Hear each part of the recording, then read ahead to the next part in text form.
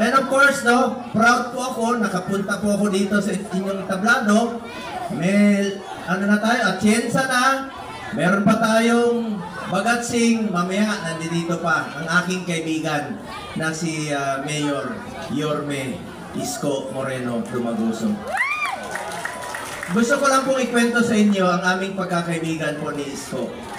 Alam niyo, parati yan noon sa Davao, magkaibigan kami. Hindi, patakbo pa siya muli ng mayor.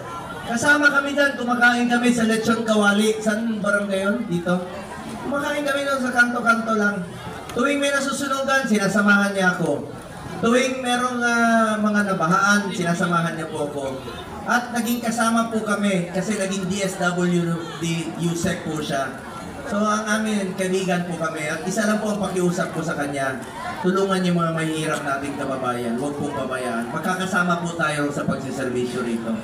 At bilang inyong senador, I have authored 17 laws. I have principally sponsored 84 laws.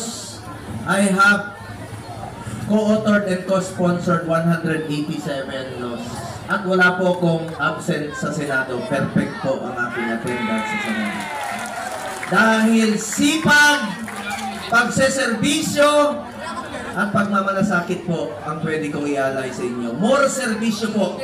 Kung papalarin po ako sa tulong ninyo, magsiservisyo po ako sa inyo sa abot ng aking mga kaya. Asahan nyo bukas ang aking opisina po para sa inyo lahat.